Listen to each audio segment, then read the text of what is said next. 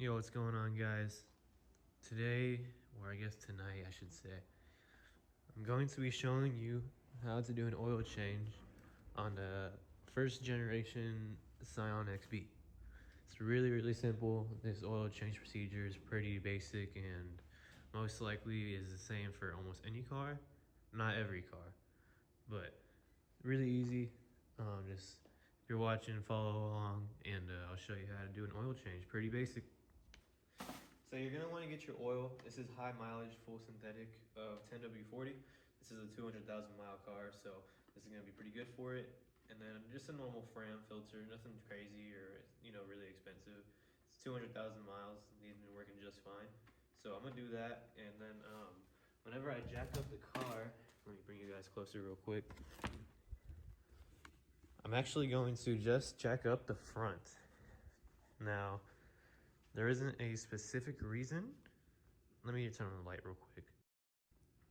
Now, there isn't a specific reason why I'm just doing the front, but I will say that whenever you have a front-wheel drive vehicle, the rear wheels aren't locking up on anything besides just the e-brake. So if you are jacking up your vehicle, and let's say you're like on a hill and you're going from the front, so say like this is a hill right here, this is a slope, and it's going like this, and your vehicle is in the front and you're jacking it up from the front, your vehicle's just gonna fall down that hill because nothing's locking up those rear wheels besides just the e-brake. And that's why I have some blocks right here that I'm going to be using just to kind of help chock those back wheels so that if the e-brake ever does fail, which I'm not going to say it won't because, again, it's almost a 20-year-old car, 200,000 miles, I'm not going to not expect it to, but I think it'd be a great idea no matter what, a safe idea to really just chalk up the rear and just go from there, jack up the front, put some jack stands under it, and then I'll show you all what socket size and where the oil pan is and all that good stuff.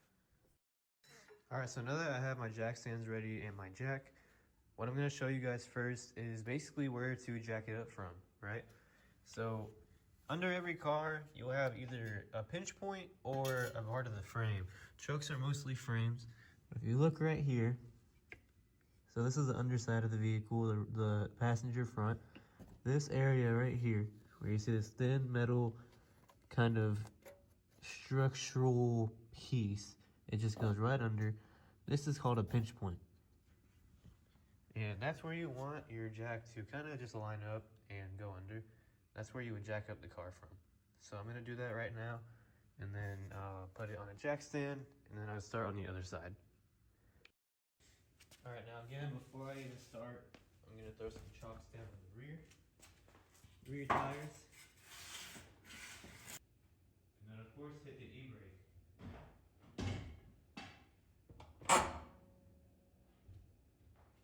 Now I'm going to go under here, and I already kind of know, I've worked on this car already, so I know where that pinch point is or what it feels like. So I'm just going to use my jack right here, and then I'm just going to jack it up. And by the way, the reason I'm jacking this up is because it's just such a short right height in the front that I'm going to be on my back with almost no room to really look up or use my senses to really see or move a lot. Which also means that getting a oil pan or a drain pan under there is going to be a pretty much pain. 3 clicks is what it takes for this. Yeah, lower it down slowly. Always lower it slowly. There we go, one side done. On to the next. Alright, here's the other side. Same thing. Brand new jack button, man. I just got it. So far, I'm really enjoying it. It's a low profile speed jack. Or rapid pump, I guess you should say.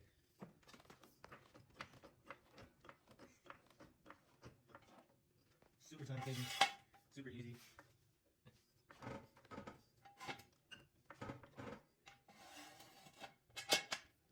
I'm going a little slow because we're on a lot of creaking, but that's pretty normal for this car. Super slow. Then what I like to do is just for other safety precaution, go a little bit under behind your jack stand, and then just kind of put barely any pressure on your jack. So it's not lifting up over your jack stand, but no matter what, if that jack stand fails, you're not going to have your vehicle lean over because you have another safety measure that's helping you stay alive. Actually, what we want, brothers and sisters. Ignore this dirt. This is a work car, but I'm going to pop the hood. This is actually not a thing that a lot of people do.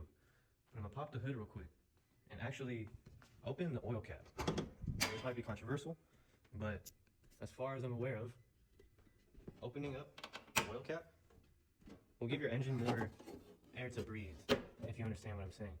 So the oil should pour out a little faster. So just open that up. I just kind of set it up somewhere, it doesn't really matter. Alright, now we're under the car. pretty basic stuff again. I know a lot of people don't really know it. It's part of the reason why I'm making this video. But on this specific vehicle, it is different for others, it is similar to others.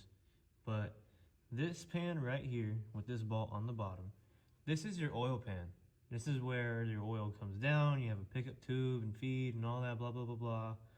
This is where the oil is, your engine oil. Now there is one back here, which I'll bring you guys in closer. You have another one right here, it looks kind of similar. This one is your transmission fluid. That one you don't want to touch unless you know what you're doing. But that one right there is your transmission fluid. Leave it alone. Don't try and peek around. I mean, it's pretty difficult to like mess it up. Cause you see that? That's like an Allen or hex bolt right there. This one is just a straight regular bolt. So not too hard to you know, mix up if you know the difference. But if you don't, that's how you can tell is this one has the actual bolt coming out, and that one has the one that recedes in, where you'd use a different type of socket as you would, you know, assume. So what I'm just gonna do is break this bolt loose, slowly use my fingers to release it, and then I have an oil pan right here, and that's where it's just gonna go. So I'm gonna record that right now. But yeah, next up, our filter. Now in this car, it's super easy. It's literally right there. So that's also another way you could tell like which one's the oil pan and transmission pan on this car. Is the oil pan is gonna be right next to the oil filter. So super easy, can't forget it. It's right there. So for regular oil filters like this one right here, where it's basically a can, this tool is so good. I highly recommend this one. You literally just squeeze it and it pinches the old filter. And so I think I was actually twisting it the wrong way, but you just grab it and spin it. There it goes. I can feel it'll be a lot looser now. You just kind of spin it while it's on the threads and the oil will pour out. Just like that. Let that drain.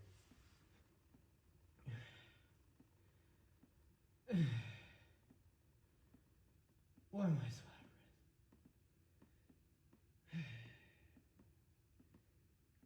of breath? Oh my god. Oh my god.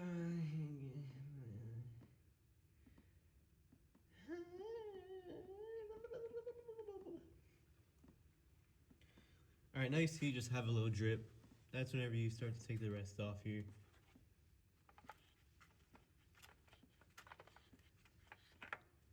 And then just pour the rest out.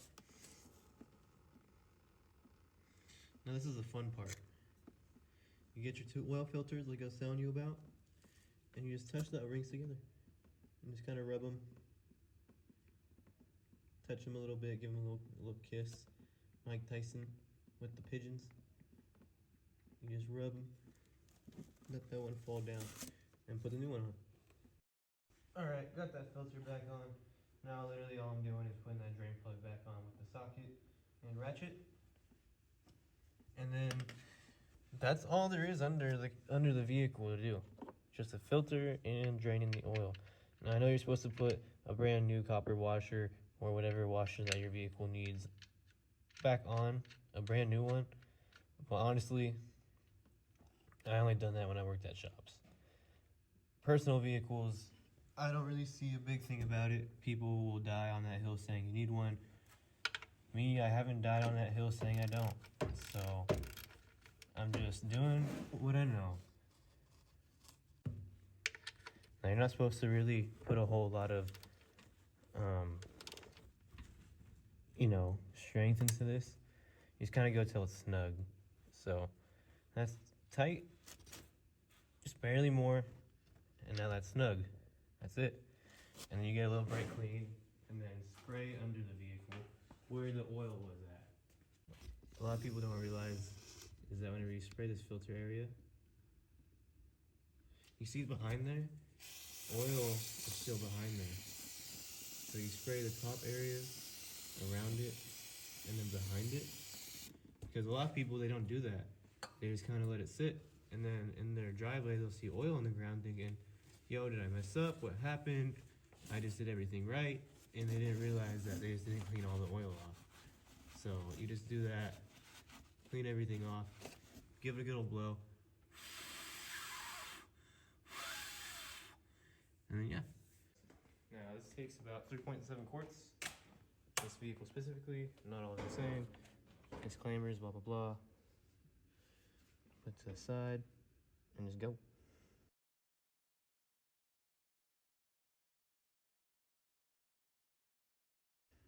The technique, flow state.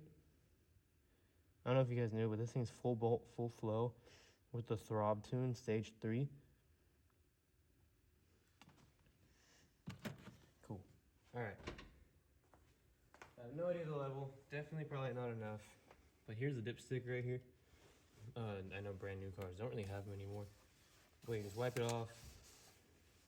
Put it back in. And look at the level. It's about right there where that light's shining.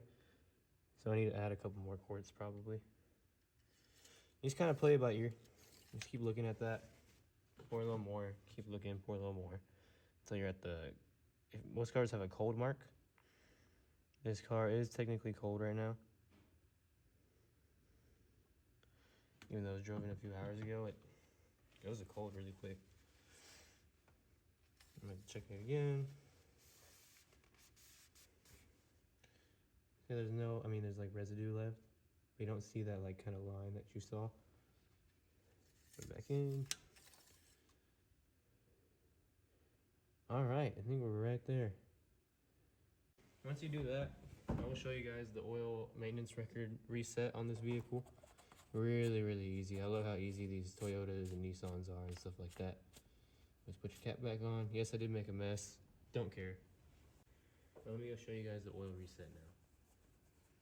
So I'm gonna hold that button in, turn the key to the power. You see it blinking? You hold it till it stops blinking. 0, 0, 0, 0. There we go. And look at that. 205,918 miles. Told y'all. That check engine light, that's the actual if you need maintenance done. But there's a maintenance record light. That's the oil change light, if you didn't know that. And you got your doors, battery, brake, or e-brake, oil pressure type of thing, and then your coolant. That's it. Alright, that is how you do an oil change on most vehicles, but specifically for a first generation 06 Scion Xb. If you did like this video, make sure to hit that like button below. Comment if you think I missed anything besides that obvious oil filter mix-up right there. But that's really all there is to it. I know a lot of people don't want to do that stuff because it gets them dirty or whatever, but realistically, what, 20 bucks for the whole jug? And then like maybe 10 bucks for the filter, if that. So 30 bucks right there, gonna last us another 5 to, depending on your mileage, 7,000 miles. I personally don't go over 5, but that's just a rule of thumb for my personal opinion. But yeah, that's all there is to it. If you guys enjoyed, we'll see you in the next one, and thanks for coming in. Just want to let you guys know before you take off, I am going to be uploading a video soon of me working on another car, my actual personal car, so stay tuned and keep your eye out for that. Thank you guys.